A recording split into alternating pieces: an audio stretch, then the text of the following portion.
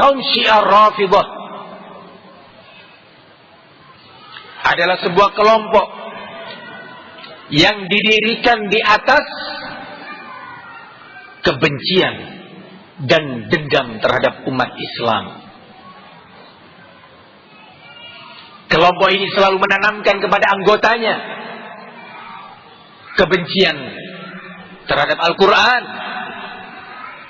kebencian terhadap para sahabat Nabi, dan dendam kepada mereka.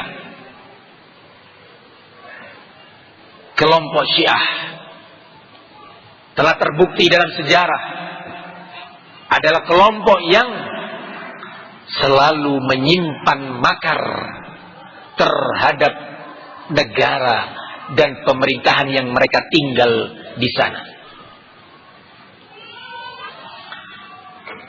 Kaum muslimin yang saya muliakan,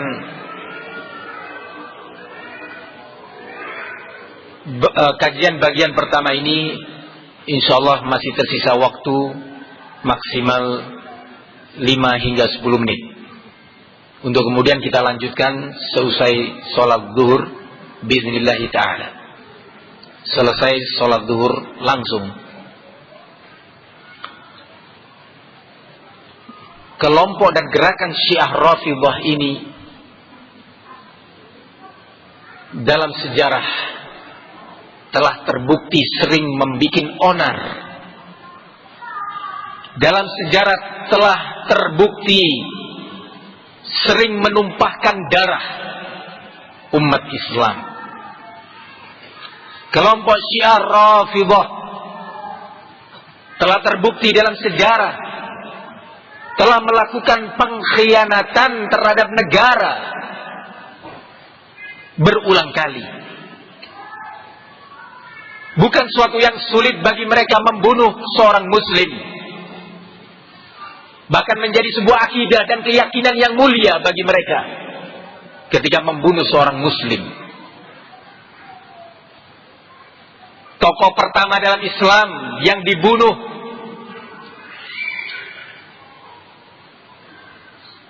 adalah Khalifah Umar ibn al-Khattab.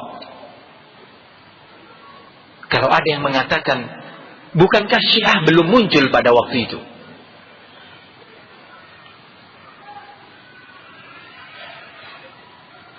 Bukankah Syiah baru muncul setelah masa Khalifah Ali bin Abi Thalib? Kita katakan, ya benar, ketika ditinjau dari sisi munculnya nama Syiah sebagai klaim orang-orang yang mengaku sebagai pencinta dan pembela Ali bin Abi Thalib dan Ahlul Bait.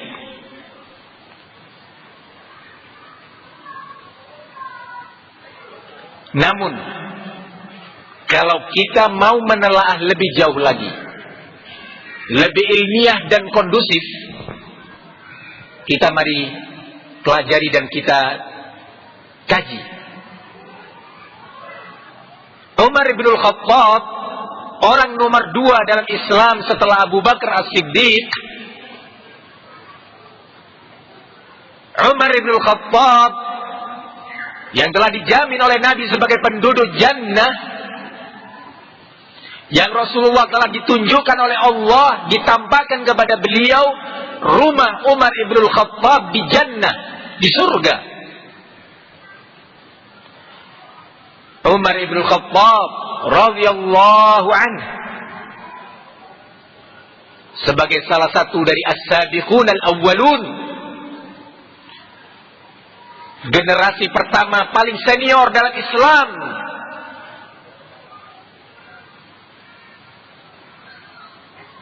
Umar ibn al-Khattab sekaligus sebagai mertua Nabi, dipilih oleh Allah putri beliau sebagai istri makhluk termulia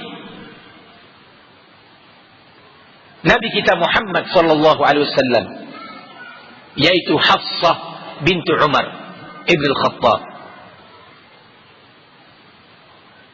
mati terbunuh ditusuk oleh seorang teroris radikalis, ekstremis yang dikenal dengan sebutan Abu Lu'lu'ah Al-Majusi. Abu Lu'lu'ah kunyahnya Al-Majusi karena agamanya adalah agama Majusi, penyembah api di negeri Iran. Pusat pemerintahan Majusi adalah Iran, Teheran. Dibunuhlah Umar ibn Khattab radhiyallahu anhu di saat beliau sedang menunaikan rukun kedua Islam, yaitu sholat 5 waktu. Dibunuh oleh ekstremis ini. Apa kaitannya dengan Syiah? Dan kaitannya adalah yang pertama, Abu Lu'lu'ah membunuh Umar ibn Khattab karena dendam atas runtuhnya dan robohnya dinasti Majusi di Iran di masa pemerintahan Umar ibn Khattab. Hancurnya negara Majusi, penyembah api yang sombong kepada Allah, tidak mau beriman kepada Islam.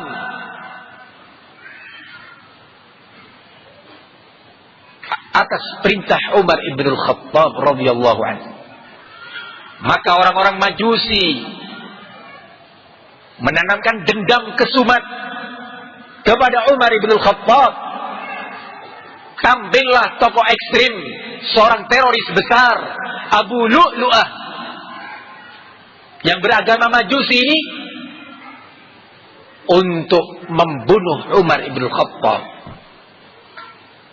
Dengan segala cara dan tipu daya, dia berhasil untuk mendatangi pusat pemerintahan Islam di Madinah, kota Madinah. Dan dengan caranya dia berhasil untuk berada di tengah-tengah umat Islam dan mendekat kepada sosok Umar ibn Khattab di saat melakukan sholat. Dan akhirnya beliau dibunuh oleh teroris Abu Lu'lu'ah Al-Majusi sebagai balasan dan dendam atas rontoknya negara Majusi Iran. Kaum muslimin yang saya muliakan, lalu apa kaitannya dengan Syiah yang sekarang?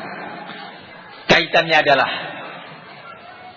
Abu Lu'lu'ah Al-Majusi adalah seorang tokoh yang diposisikan oleh kaum Syiah Rafidah, Itsna Asyariyah, Al-Imamiyah, Al-Ja'fariyah sebagai pahlawan besar yang dipuja dan diagungkan. Dan hingga hari ini nama ini dimuliakan, nama Abu Lu'lu'ah Al-Majusi dimuliakan dalam literatur Syiah. Ditanamkan oleh para ulama Syiah kepada anggotanya bahwa Abu Lu'lu'ah adalah seorang pahlawan yang siap berkorban demi kepentingan agama Syiah. Kuburannya, makamnya sampai hari ini di negeri Iran sana atau di negeri Syiah sana dimuliakan, dibangun di atas kuburannya bangunan, dan disyariatkan serta dihimbau kepada umat untuk berkunjung, berziarah kubur Abu Lu'lu'ah Al-Majusi, pembunuh Khalifah Umar ibn Khattab, berkhianat kepada negara, berkhianat kepada pemimpin, siap membunuh dan halal darahnya bagi mereka. Ini adalah pengkhianatan Syiah pertama. Berlanjut pada khalifah yang ketiga, yaitu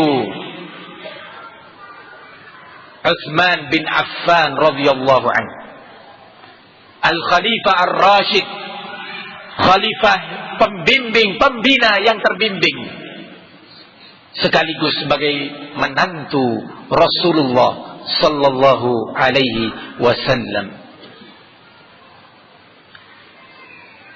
Peristiwa di masa Utsman bin Affan, di masa khilafah dan pemerintahan Utsman bin Affan, yang berujung sampai pada pembunuhan dan tertumpahnya darah mulia Utsman bin Affan, adalah dimulai dari provokasi,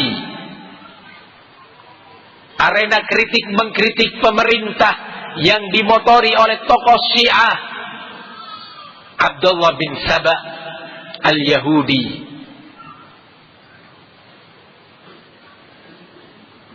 Dimulai dari provokasi dari rumah ke rumah di kota Madinah,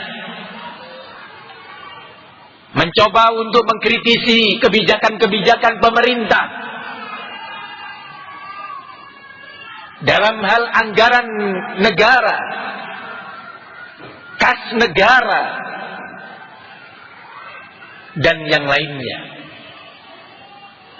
Digambarkan kepada masyarakat muslim kala itu bahwa Khalifah Utsman telah berbuat kezaliman, ketidakadilan,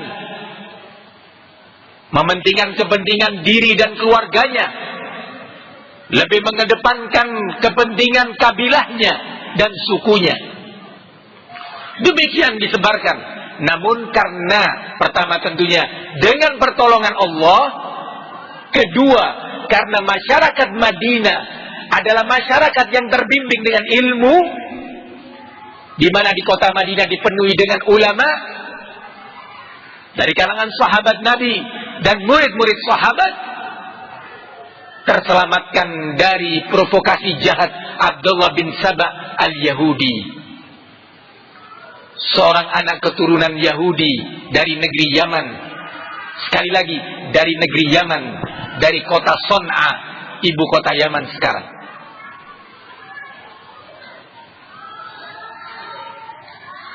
Kaum muslimin yang saya muliakan, ternyata Abdullah bin Saba al-Yahudi ini ketika mengalami kegagalan provokasi di kota Madinah, apakah dia berhenti, kapok, merasa gagal, pesimis?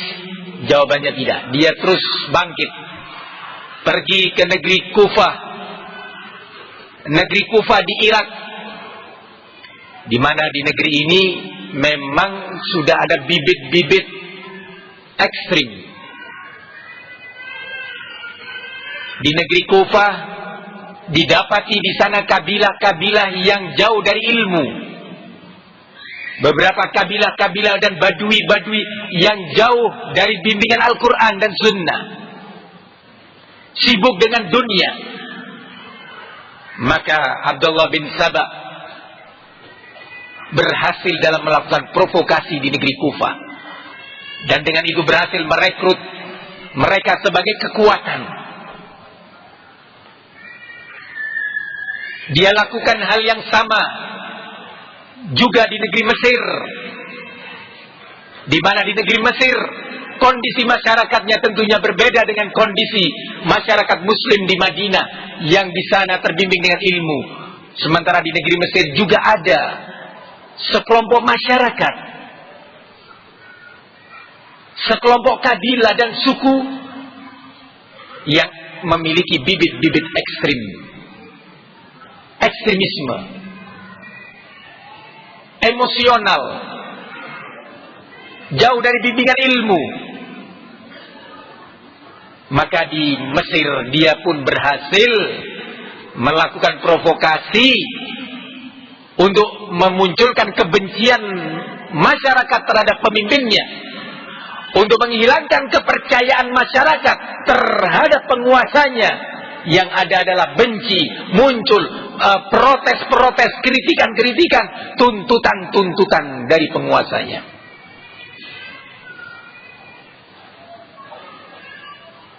Kurang berapa menit?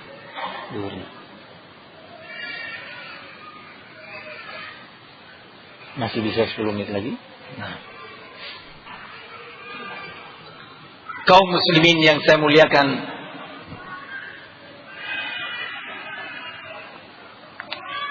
Maka Abdullah bin Saba, sang provokator Syiah ini,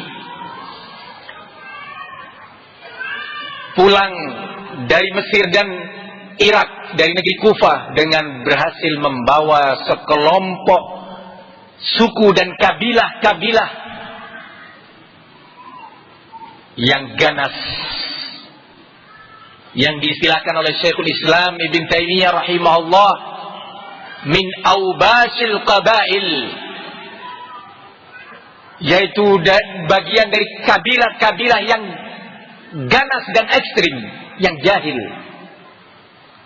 berhasil direkrut oleh tokoh Syiah Abdullah bin Saba al-Yahudi, untuk kemudian mereka berhasil digiring mendatangi kota Madinah sebagai pusat pemerintahan di masa khalifah yang mulia Utsman bin Affan radhiyallahu anhu. Maka singkat cerita, mereka ini berhasil mengepung rumah kediaman khalifah Utsman bin Affan. Dan singkat cerita pula, terbunuhlah khalifah yang mulia ini bersama keluarganya dengan model pembunuhan yang sadis dan kejam, tidak berperi kemanusiaan. Kembali untuk yang kedua kali Syiah melakukan pengkhianatan terhadap negara. Pertumpahan darah, provokasi, memunculkan kebencian terhadap pemerintah.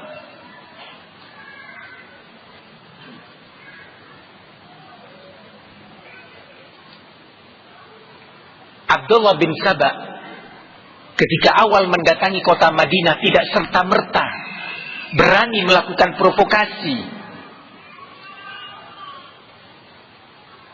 Tetapi ketika dia merasa mendapatkan celah dalam pandangannya, dalam perkiraannya, baru dia berani melakukan provokasi dan fitnah. Namun dia tidak berhasil sebagaimana telah disebutkan. Tapi dia mengetahui bahwa di negeri Kufah dan di Mesir ada bibit-bibit yang dia inginkan. Dengan menampakkan semangat solidaritas yang tinggi, semangat membela kepentingan rakyat, dia tampakkan di hadapan kabilah-kabilah dan suku-suku di negeri Kufah, Irak, dan Mesir. Di sini ada sebuah pelajaran penting, bahwa ternyata keilmuan atau keilmuan sebuah masyarakat, ketika sebuah masyarakat terbimbing dengan bimbingan ilmu Al-Quran dan Sunnah, maka para provokator, baik dari dalam maupun luar negeri, tidak akan mampu untuk mencerai-beraikan persatuan bangsa dan negara. Tidak akan mampu dengan pertolongan Allah untuk mencerai-beraikan persatuan umat Islam.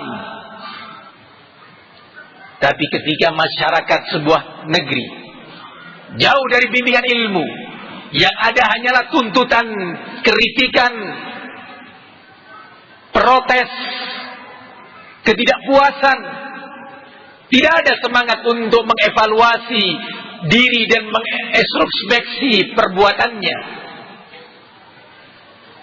Tidak ada semangat untuk mengingat dosa dan kesalahannya, untuk kemudian dia bertanya kepada dirinya, kewajiban apa yang belum saya tunaikan terkait hak Allah, kewajiban apa yang belum saya tunaikan terkait hak masyarakat, dan kewajiban apa yang belum saya tunaikan untuk kepentingan bangsa dan negara.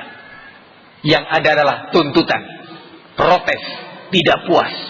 Maka masyarakat yang seperti ini akan mudah dimanfaatkan oleh kepentingan asing atau kepentingan para provokator yang menginginkan kehancuran bagi negerinya.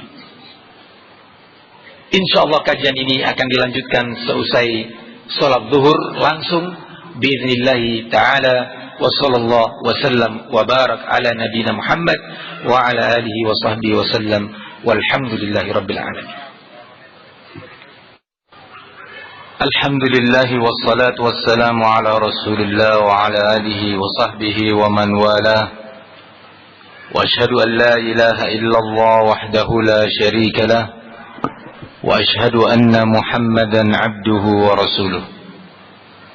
sallallahu alaihi wa ala alihi wa sahbihi wasallam, wa ba'd.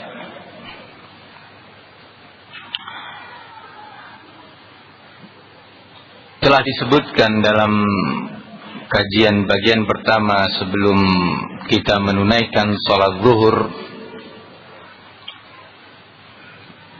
rangkaian sejarah ringkas terkait sejarah kelam dan hitam kaum teroris Syiah Rafidhah.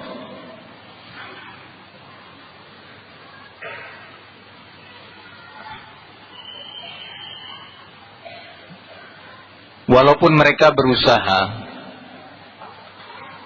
untuk menafikan ketokohan Abu Lu'lu'ah al-Majusi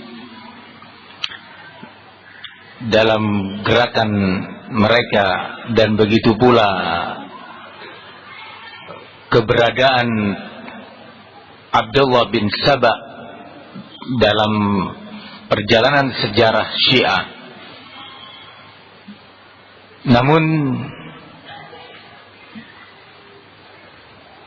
berbagai literatur Syiah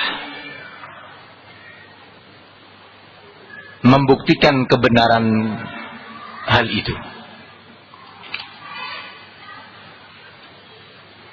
Walhamdulillah, berbagai literatur itu merupakan literatur rujukan andalan kaum Syiah Rafidhah, sehingga keberadaan Abu Lu'lu'ah al-Majusi sebagai tokoh yang diagungkan dalam pergerakan Syiah dan Abdullah bin Saba sesuatu yang tidak bisa dipungkiri, bagaikan orang yang mengingkari keberadaan matahari di siang hari.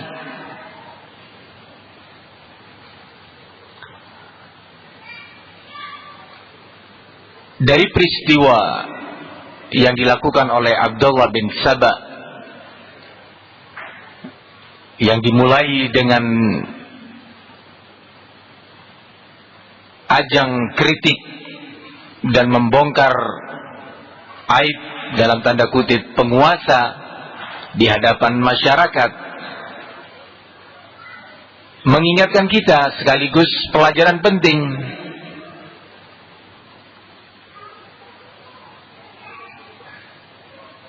bagi umat Islam untuk tidak terulang lagi yang seperti itu. Yang cukup menyedihkan bahwa kebiasaan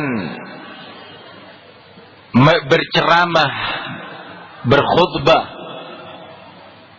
dengan menyebutkan kekurangan-kekurangan pemerintah melalui mimbar-mimbar di dalam masjid maupun di luar masjid, atau melalui tulisan-tulisan dalam bentuk buletin, majalah, surat kabar, ataupun media-media sosial lainnya, di zaman seperti ini dibiarkan berlangsung,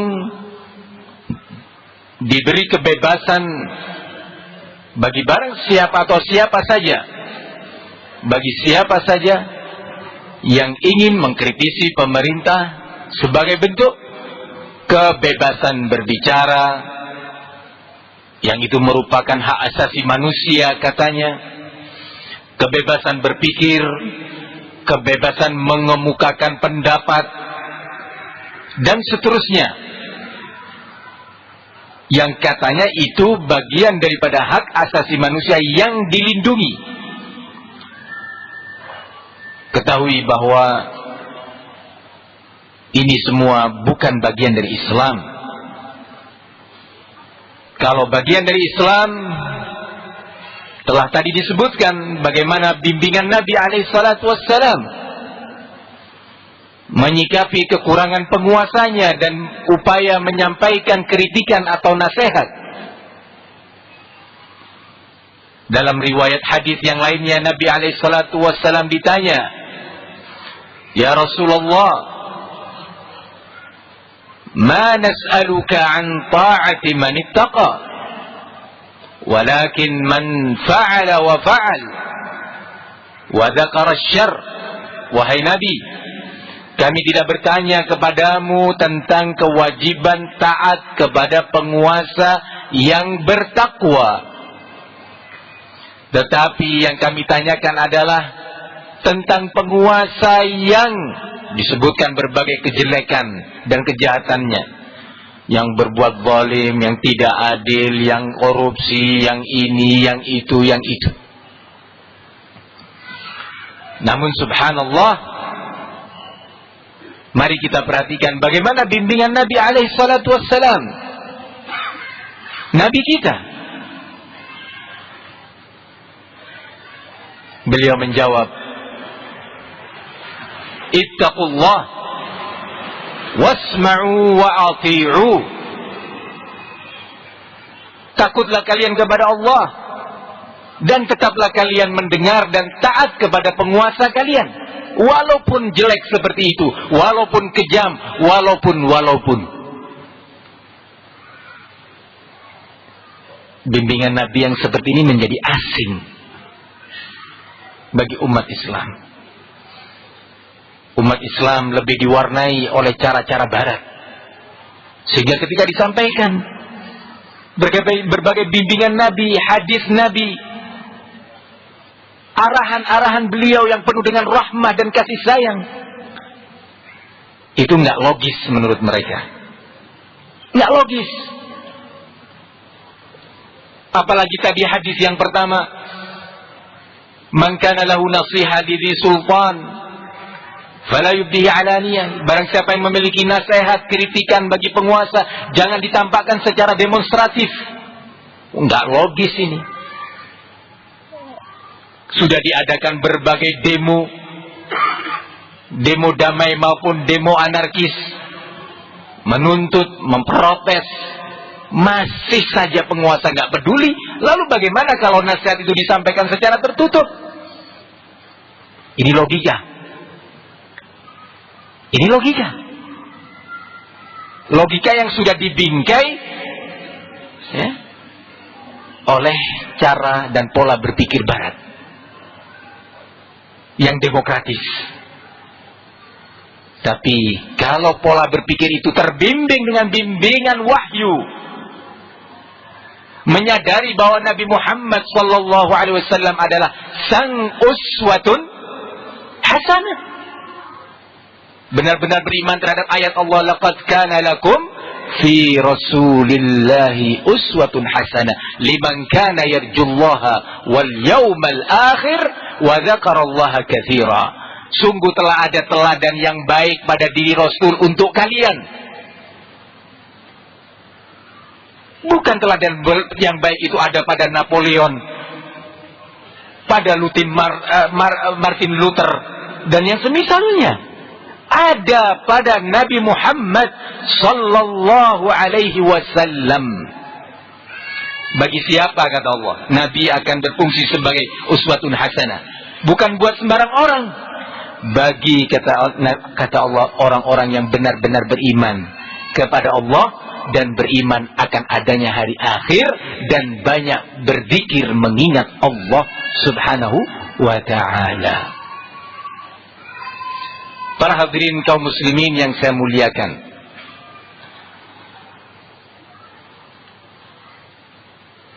sejarah telah membuktikan dan realita kita saksikan bahwa kebebasan berbicara yang dibiarkan dan diberikan kepada masyarakat secara umum itu justru mendatangkan efek negatif yang sangat besar. Sejarah membuktikan. Anda jangan menolak sejarah dan mendustakan sejarah.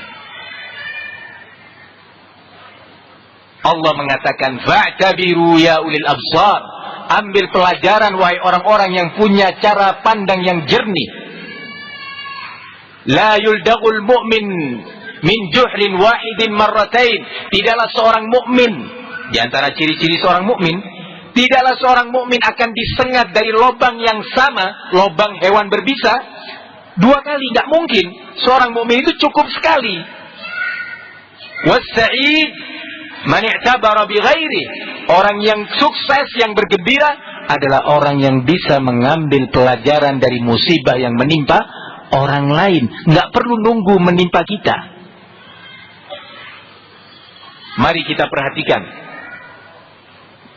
peristiwa Dzul Khuwaisirah yang tadi sudah disebutkan, yang memprotes kebijakan Rasul sebagai pemimpin untuk membagi harta rampasan perang sebagai harta kas negara. Memprotes secara terbuka. Cara itu diingkari oleh Nabi dan para sahabatnya. Dan umat diingatkan dari bahaya orang itu. Tidak hanya diingatkan dari jeleknya perbuatan dan cara yang dilakukan, sekaligus diingatkan oleh Nabi dari bahayanya orang tersebut.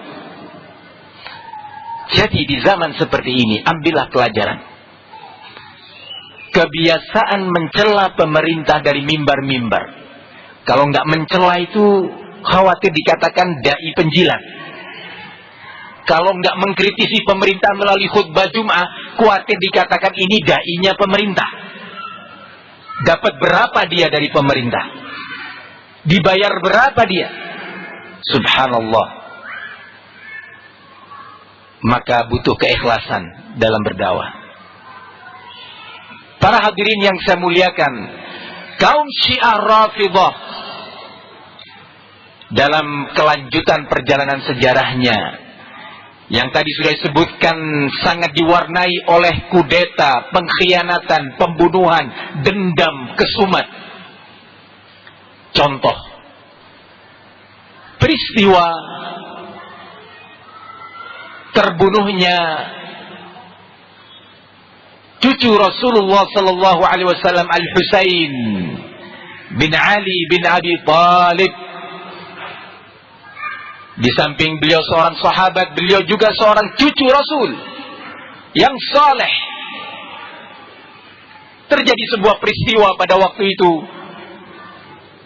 di masa pemerintahan Yazid bin Muawiyah yang dikenal kezalimannya. Maka pada saat itu penduduk Kufah, kembali penduduk Kufah yang pernah bekerja sama dengan Abdullah bin Saba hingga terbunuhnya Khalifah Utsman bin Affan, menantu Rasulullah sallallahu alaihi wasallam.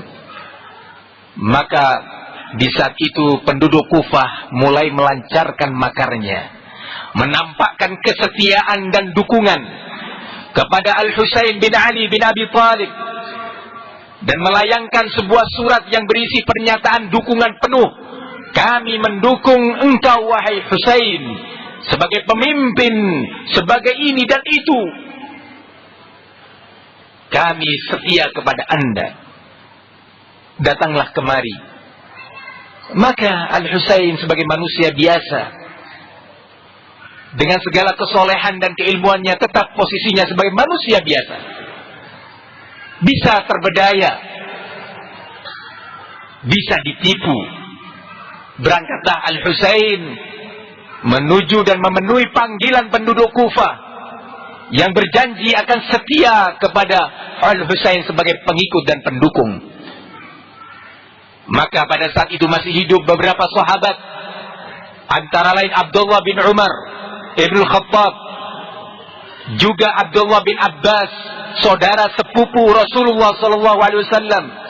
Masih hidup pula Jabir bin Abdullah radhiyallahu anhu dan beberapa sahabat yang lainnya. Mereka dalam kesempatan yang berbeda, dalam waktu yang berdekatan, menasihati Al-Husain untuk tidak berangkat memenuhi panggilan orang-orang Kufah di negeri Irak. Jangan kau lakukan itu. Jangan kau berhadapan dengan penguasa. Sabar. Demikian nasihat Nabi. Singkat cerita, takdir telah mendahului. Al-Husain berangkat Sesampainya di pertengah perjalanan di salah satu daerah yang dikenal dengan Karbala, di situ Al-Husain mendapati secara langsung dan merasakan pengkhianatan kaum Syiah Rafidhah. Hingga terbunuhnya Al-Husain akibat pengkhianatan dan makar kaum Syiah. Sebagaimana ini dibongkar oleh Husain Al-Musawi, salah seorang keturunan Ahlul Bait yang dilahirkan di Karbala, besar dan dididik di Najaf. Kota Najaf itu kota santri yang penuh dengan pesantren-pesantren dan pendidikan Syiah. Husain Al-Musawi, yang kemudian beliau tuangkan dalam kitabnya Lillahi Thumma Lit-Tarikh. Judul kitabnya, kalau diartikan dalam bahasa kita, karya ini saya tulis karena Allah dan dalam rangka membongkar sejarah. Dari anak keturunan orang-orang Syiah sendiri yang diberi taufik oleh Allah untuk bertobat, melihat keanehan-keanehan dan kedustaan-kedustaan kaum Syiah, dia tidak bisa menerima keadaan itu. Dia dapatin di kitab-kitab Syiah penuh dengan kedustaan. Dalam ceramah-ceramah ulama Syiah penuh dengan pengkhianatan, tipu daya. Maka dia terus menulis karyanya dalam keadaan dia masih tinggal di Najaf. Dia adalah orang yang sangat dekat dengan Khomeini. Maka di situ dia menceritakan bagaimana pengkhianatan orang-orang Syiah kepada Husain bin Ali bin Abi Thalib. Tapi dasar tipu daya mereka memang sudah mereka dapatkan dari pendahulunya. Mereka mengemas bahwa mereka adalah suatu kaum yang sangat cinta kepada Ahlul Bait. Mereka adalah suatu kaum yang membela kehormatan Ahlul Bait. Dan mereka adalah kaum yang cinta kepada Husain bin Ali bin Abi Thalib. Sampai kemudian diadakanlah acara yang namanya Al-Husainiyat. Acara Al-Husainiyat pada dasarnya adalah acara peringatan kematian Al-Husain bin Ali bin Abi Thalib. Tujuan utamanya adalah satu, mengkelabui umat agar umat menyangka bahwa kaum Syiah Rafidhah adalah orang atau kaum yang memiliki loyalitas terhadap Ahlul Bait. Ternyata tidak demikian. Kedua, dalam rangka membangkitkan dan mempertahankan dendam kesumat mereka terhadap para sahabat Nabi dan yang mengikuti jejak para sahabat. Antum perhatikan acara Husainiyat. Baik dari acara yang dianggap masih sederhana di Indonesia dengan memukul-mukul dada, dengan memanggil ya Husain, ya Husain, ya Husain, ya Husain. Demikian Rasulullah mengajarkan. Telah wafat manusia mulia Hamzah bin Abdul Muttalib. Hamzah paman Nabi mati terbunuh dalam jihad fisabilillah, membela Islam. Apakah kemudian ada acara menepuk-nepuk dada ya Hamzah, ya Hamzah, ya Hamzah, ya Khadijah, ya Khadijah, ya Khadijah? Atau siapa lagi dari para syuhada sahabat Nabi radhiyallahu anhum? Acara Al-Husainiyat adalah acara yang diada-adakan dalam Islam. Dengan kata lain adalah acara yang bid'ah. Ditambah acara ini adalah acara untuk membangkitkan sekaligus mempertahankan dendam dan kebencian kepada para sahabat Nabi secara khusus dan kemudian umat Islam secara umum. Sampai pada acara Husainiyat yang disertai dengan mencucurkan darah dari tubuh, melukai kepala ataupun punggung dan yang lainnya. Masya Allah, seorang muslim dengan hati nuraninya, dengan fitrahnya yang suci, bisa menilai bahwa ini adalah acara mungkar. Disebutkan dalam sejarah bahwa sejak kurang lebih abad keempat, acara ini sudah diadakan dalam rangka untuk membangkitkan semangat benci dan dendam. Yang melalui acara ini mudah untuk merekrut dan menggiring mereka untuk melakukan pertumpahan darah. Kaum muslimin yang saya muliakan, sejarah kelam kaum Syiah Rafidhah tidak berhenti sampai di sana. Kita masih ingat bagaimana pengkhianatan mereka di masa dinasti Abbasi di negeri Baghdad.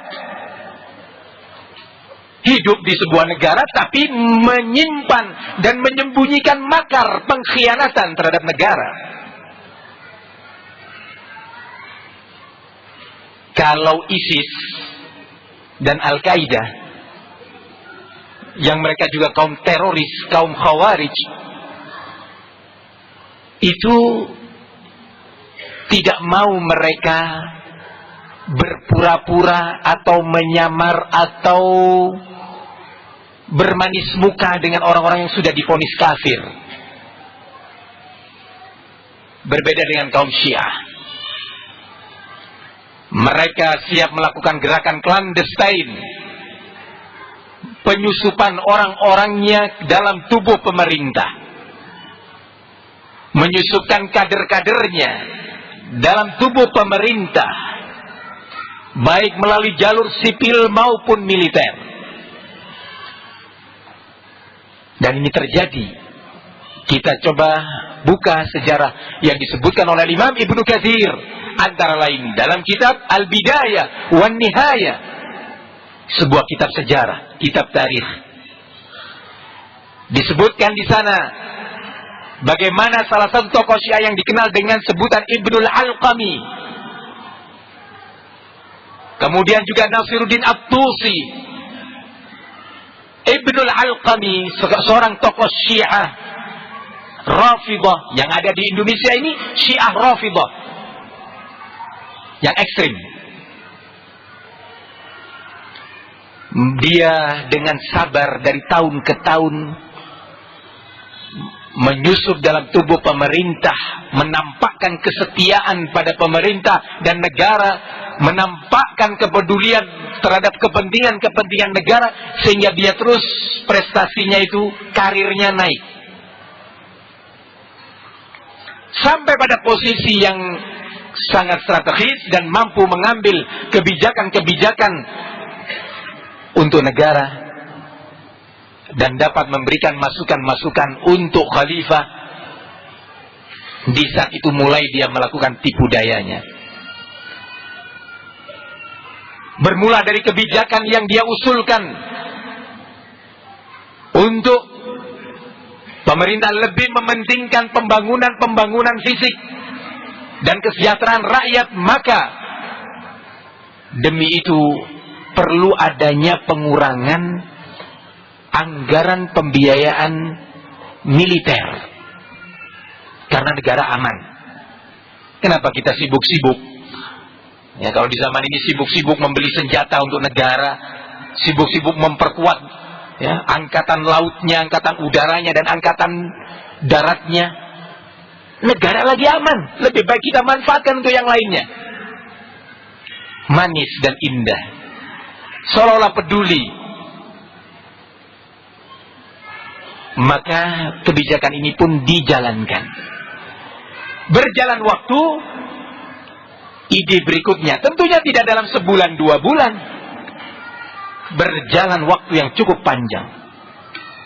Ide berikutnya adalah mengurangi personil angkatan bersenjata negara dalam rangka menghemat anggaran. Subhanallah, benar-benar dikurangi personil angkatan bersenjata dinasti Abbasi. Coba antum perhatikan bagaimana kondisi kekuatan negara. Berjalan waktu, ide yang berikutnya, saran yang berikutnya, disampaikan bahwa perlunya adanya pengurangan anggaran gaji insentif bulanan kalau sekarang dikatakan bagi tentara. Sehingga disebutkan di sana bahwa tentara-tentara dinasti Abbasi adalah tentara yang sangat miskin, sehingga dia sebagian di antara mereka mengemis di jalan-jalan. Subhanallah. Bukan cuma fisiknya yang lemah, tapi loyalitasnya terhadap negara bisa dijual. Dalam kondisi yang seperti ini, Ibnu Al-Qami yang sudah menyusun strategi bekerja sama dengan Mongol, Tartar yang memang berambisi menghancurkan negara-negara Islam, dia memberikan lampu hijau kepada Tartar untuk masuk ke dinasti Utsmani dengan pusat pemerintahannya di Baghdad. Di saat itu pemerintahan dinasti Utsmani, dinasti Abbasi tidak memiliki kemampuan mempertahankan negerinya. Di luar dugaan, dibuka pintu gerbang pusat pemerintahan dan tentara Tartar dari Mongol datang dengan ganasnya. Kemudian tentara-tentara negara yang sudah miskin itu dibeli oleh kaum Syiah Rafidhah untuk menjual loyalitasnya menjadi tentara-tentara yang oportunis, yang siap menjual kesetiaannya demi sedikit kenikmatan dunia. Bekerja sama dengan tentara Tartar membantai umat Islam. Disebutkan bahwa warna air sungai Tigris berubah menjadi merah akibat darah-darah mayat-mayat umat Islam. Yang disebutkan dalam beberapa literatur, jumlah walaupun berbeda tetapi tidak jauh, hampir 2 juta muslim pada saat itu. Di saat populasi manusia masih tidak sebanyak sekarang. Kalau dikatakan 2000 muslim sudah banyak. Kalau dikatakan di Bandung ini telah terbunuh 1000 muslim yang mayatnya bergeletakan di alun-alun atau di tempat ini dan itu, akan menjadi sebuah peristiwa yang besar. Lalu bagaimana dengan 100.000 muslim? Lalu bagaimana dengan 2 juta muslim? Wahai saudaraku, kita wajib mengambil pelajaran dari sejarah. Pelajaran yang berharga. Singkat cerita, kita loncat ke zaman kita hidup. Kaum Syiah Rafidhah terus menanamkan makarnya. Ternyata Syiah Rafidhah sebagai agama negara Iran telah menjadi dalang terorisme dunia. Sebagai contoh adalah hubungan mesra Al-Qaeda pimpinan Usama bin Laden dengan negara Iran. Dalam bentuk yang pertama, negara Iran memberikan suaka bagi para teroris Al-Qaeda yang menjadi buronan di berbagai negara. Masuk ke negara Iran mendapatkan suaka dan perlindungan. Satu. Kedua, tokoh-tokoh Al-Qaeda semisal Sa'ad bin Laden, Sulaiman Abul Ghais, Saiful Adl, dan beberapa tokoh terasnya itu keluar masuk Iran dengan mudah tanpa mengalami kesulitan dari perbatasan-perbatasan Afghanistan. Yang berikutnya sebagai bukti kemesraan hubungan Al-Qaeda dengan Iran adalah beradanya atau didirikannya batalion-batalion pendidikan kemiliteran untuk Al-Qaeda. Di salah satunya adalah di daerah atau provinsi Khurasan. Salah satu provinsi di Iran bernama Khurasan, perbatasan dengan Afghanistan, terdapat batalion besar berisi kurang lebih 1.500 tentara terlatih Al-Qaeda, dilatih militer oleh petinggi-petinggi militer Iran. Subhanallah. ketika terjadi penyerangan, pembunuhan, penyanderaan terhadap orang-orang kedutaan besar dari berbagai negara di Baghdad, di Irak, sehingga banyak kedutaan besar, terkhusus negara-negara muslimin, itu tidak bisa beroperasi karena banyak dari pegawainya dan petugas diplomasinya, para diplomatnya yang disandra oleh Al-Qaeda, dibunuh oleh Al-Qaeda, ditembak, dibom oleh Al-Qaeda. Giliran diplomat Iran disandra bukan untuk disiksa, tapi diselamatkan dan diserahkan kepada negara Iran oleh Al-Qaeda.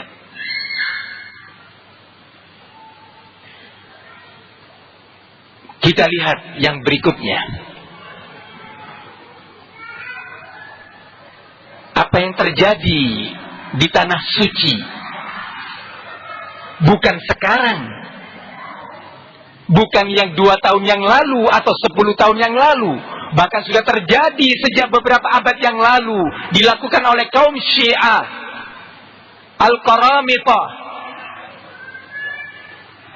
membunuhi jamaah haji, puluhan ribu jamaah haji, disebutkan hampir 30.000 jamaah haji yang baru selesai menunaikan manasik haji dan meninggalkan kota suci Makkah untuk pulang ke daerah masing-masing, dihadang oleh kaum Syiah di perjalanan dan dibunuhi, diambil hartanya, bekal-bekalnya, dibunuh secara sadis oleh kaum Syiah.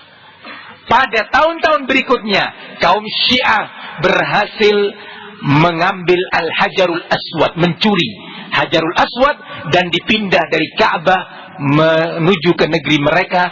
Selama kurang lebih 22 tahun Ka'bah kosong dari Al-Hajarul Aswad. Ini ditulis oleh para ulama kita dalam buku-buku sejarah yang jarang umat Islam mempelajarinya. Umat Islam lebih tersibukkan dengan perkara dunia. Kalau mau belajar ilmu adalah ilmu-ilmu yang menjanjikan dunia, ilmu-ilmu yang menjanjikan kenyamanan hidup dunia. Umat Islam lalai. Kaum muslimin yang saya muliakan, pada 25 tahun yang lalu, jamaah haji Iran, hampir 90 orang di antara mereka ditemukan di dalam tas-tas koper mereka bahan peledak yang tersembunyi dalam bentuk pasta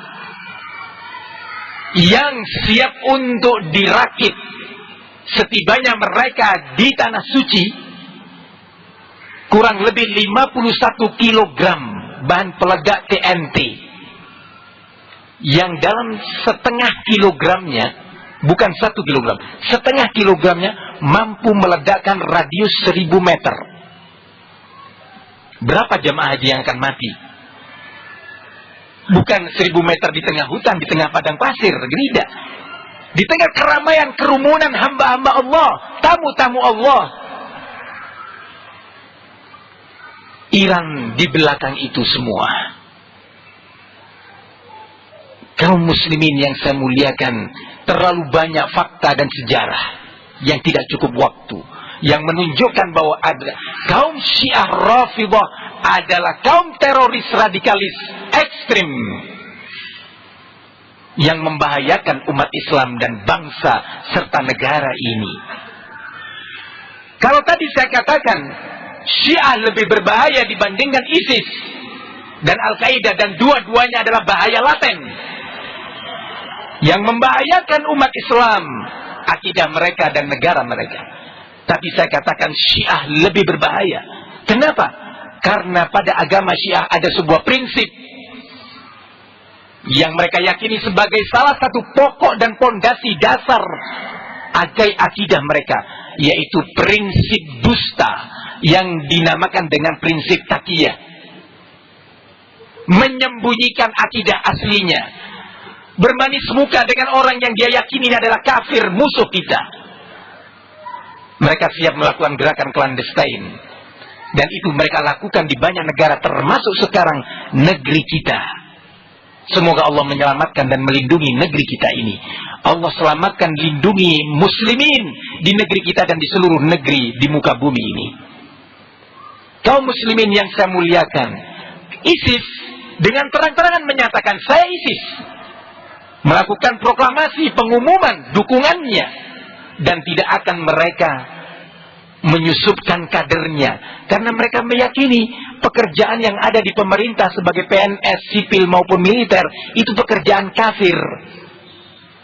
Nggak mau mereka. Terang-terangan. Tapi kalau Syiah tidak, siap bermanis muka.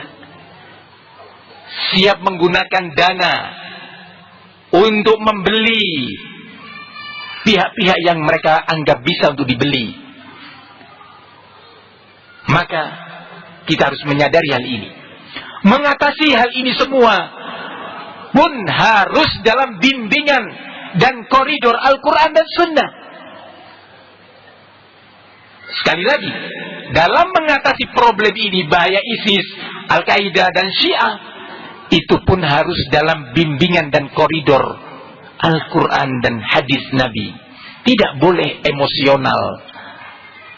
Ya? Kita wajib bekerja sama dengan pemerintah. Ini yang pertama.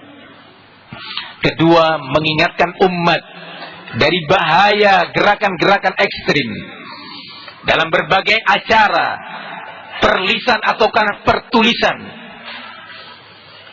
Menyadarkan dan membangkitkan semangat umat Islam untuk belajar Islam, Al-Quran dan Sunnah sesuai dengan bimbingan salaf, sesuai dengan bimbingan generasi terbaik umat Islam yang telah meraih kesuksesan. Tidak kemudian kita main marah, main serang, main lempar. Kita akan kalah kalau kita emosional. Karena yang sering disebut negara ini negara hukum. Kalau kita anarkis, kita berhadapan dengan hukum. Tapi hadapi dengan ilmiah, dengan dakwah, sabar dalam berdakwah, mendidik keluarga, mendidik anak-anak kita, murid-murid kita di pondok pesantren, di sekolah-sekolah, di masjid-masjid, untuk belajar akidah Islam, Al-Quran, Sunnah Nabi, belajar bimbingan Khulafaur Rasyidin, Abu Bakar, Umar, Utsman, Ali, bimbingan para ulama kita terdahulu. Ini yang pertama. Atasi masalah ini, problem ini dengan bimbingan ilmu, bukan dengan emosi dan logika. Kemudian penting pula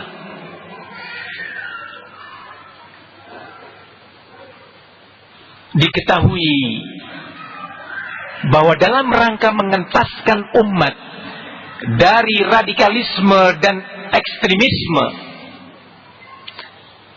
jangan kemudian kita mengatasinya, mengobatinya dengan racun liberalisme. Dalam rangka untuk mematikan radikalisme, menggencet terorisme, diadakan liberalisasi di sekolah-sekolah, di kampus-kampus, di masjid-masjid. Ditanamkan kepada masyarakat bahwa semua agama sama. Tidak. Semua agama itu, atau tidak semua agama sama. Yang wajib diyakini oleh umat Islam adalah agama satu-satunya yang benar adalah Islam.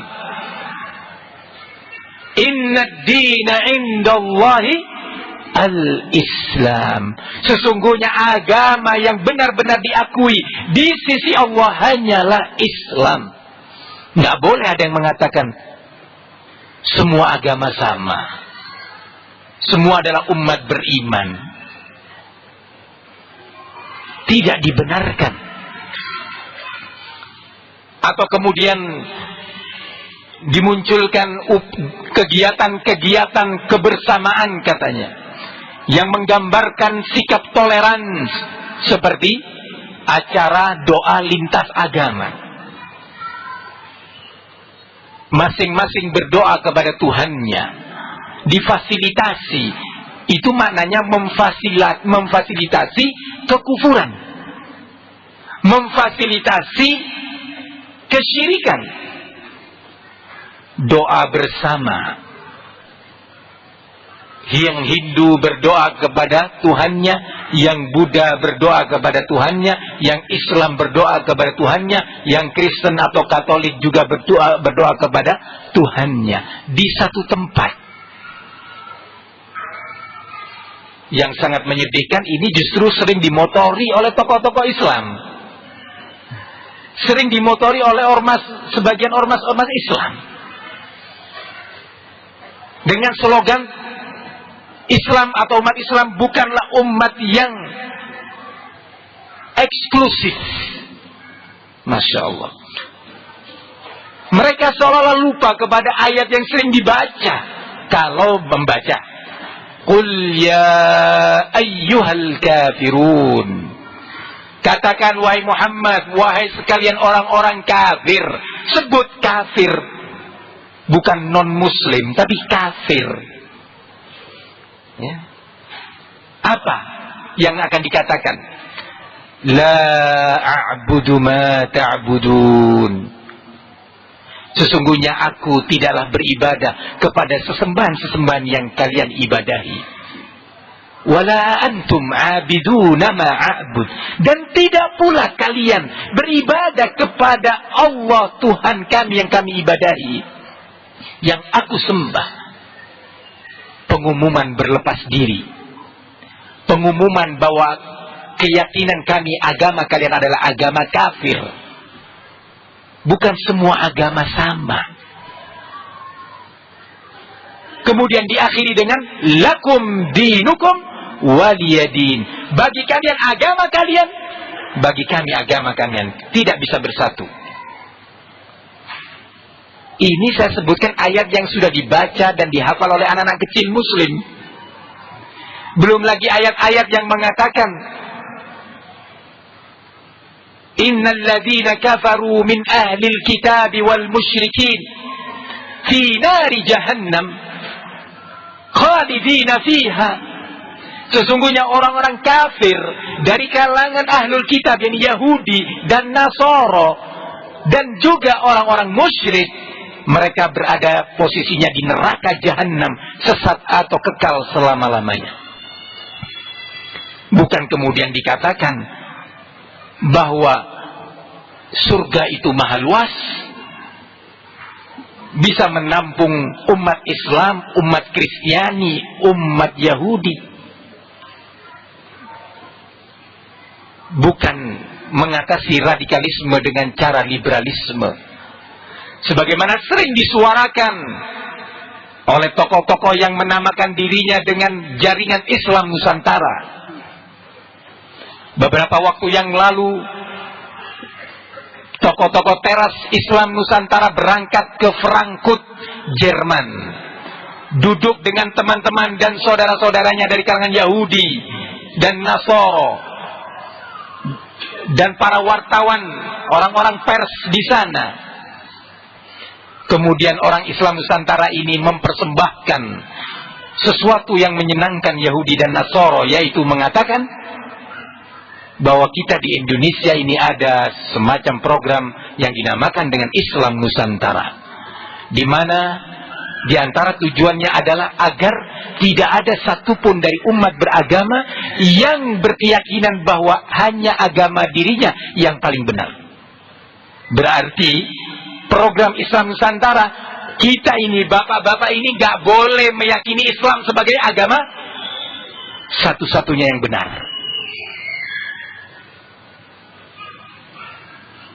Tokoh-tokoh Islam Nusantara pun mengajak umat Islam untuk membaca Injil, mempelajari Injil, dan dengan tegas, tanpa malu, tanpa takut kepada Allah dan kepada umat Islam, bahwa Injil ketika dibandingkan dengan Al-Quran, ternyata pada Al-Quran terdapat beberapa kekurangan, dan Injil memiliki kelebihan-kelebihan. Ini ucapan pejabat atau tokoh teras Islam Nusantara. Dengan kata lain, kita harus beriman bahwa Injil memiliki kebaikan dan meyakini, berakidah bahwa pada Al-Quran ada kekurangannya. Allahu Akbar, Allahu Akbar. Ini adalah ucapan dan keyakinan kafir. Masya Allah. Saya katakan di situ nampaknya ada program pemurtadan di balik gerakan Islam Nusantara. Ada pemurtadan terselubung yang menggiring umat Islam untuk mempelajari Injil sebagai pembanding Al-Quran, karena pada Injil ada kebaikan-kebaikan dan kelebihan-kelebihan. Masya Allah, luar biasa. Nah, mengajak umat Islam untuk ikut dalam peribadatan kaum kafir. Ada tokoh-tokoh agama, kiai-kiai yang berceramah di gereja dengan menyebut Tuhan Bapa. Jangan lupa doakan kami kepada Tuhan Bapa. Masya Allah, ini adalah kalimat kufur. Memerangi radikalisme bukan dengan liberalisasi, bukan dengan pluralisasi. Itu akan menghancurkan kita. Kita berhadapan dengan Allah Subhanahu wa ta'ala. Kaum muslimin yang saya muliakan, baru-baru ini muncul juga sekelompok umat Islam yang bersolawatan dengan nada lagu-lagu gereja. Nantang lagi, selesai bersolawatan bersama dengan lagu-lagu keagamaan Kristen, dia mengatakan ini adalah solawatan dengan nada lagu gereja. Ada yang gak setuju? Nantang Allah ini, nantang Rabbul Alamin, pemilik dunia, pemilik langit dan bumi, pemilik gunung, lautan dan seterusnya. Nantang. Ini kondisi sekarang di negeri kita, wahai saudaraku. Banyak-banyak berdoa kepada Allah memohon keselamatan. Banyak-banyak memohon kepada Sang Al-Khaliq, Al-Jabbar, Al-Aziz, Al-Qawiyul Matin.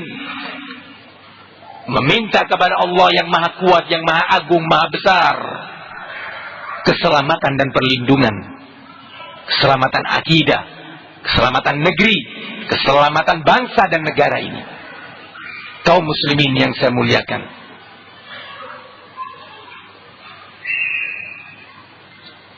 tidak ada jalan kecuali dengan dalam rangka mengentaskan umat dari kehancuran kaum radikalis dan kaum liberalis, kehancuran fisik negeri ini dengan malapetaka dan bencana-bencana yang akan menimpanya, atau terbunuhnya, tertumpahnya darah umat Islam. Tidak ada jalan kecuali pertama, umat Islam banyak-banyak mendekatkan diri kepada Allah. Yang kedua, membangkitkan semangat thalabul ilmi, semangat belajar Al-Quran dan Sunnah dalam bingkai pemahaman para sahabat, murid-murid Nabi, kepada anak-anak kita, istri kita, anak didik kita, dan berdakwah, menebarkan ilmu. Semoga Allah Subhanahu wa ta'ala melindungi kaum muslimin, melindungi pemerintah Indonesia dari kejahatan dua kelompok ekstrim ini, ekstrim kanan dan ekstrim kiri. Semoga Allah memberikan taufik dan hidayahnya kepada para pemimpin negeri ini untuk menjadi cinta Islam. Doakan wahai saudaraku, di dalam solat-solat kita, dalam waktu-waktu yang mustajab, kita berdoa kepada Allah untuk pemerintah kita agar dilindungi dari kaki tangan yang jahat, pembisik-pembisik yang menanamkan makar. Doa kepada Allah. Semoga Allah Subhanahu wa taala menerima seluruh amalan kita dan mengampuni dosa-dosa kita. Demikian kajian kita pada siang hari ini. Kurang lebihnya saya mohon maaf. Dan saya ucapkan terima kasih kepada semua pihak yang berandil langsung ataupun tidak langsung terkait terselenggaranya acara kajian ini. Semoga diterima oleh Allah sebagai amalan soleh mereka. Amin ya rabbal alamin. Wa sallallahu wa sallam wa barak ala nabiyyina Muhammad wa ala alihi wa sahbihi wa sallam. Walhamdulillahi rabbil alamin.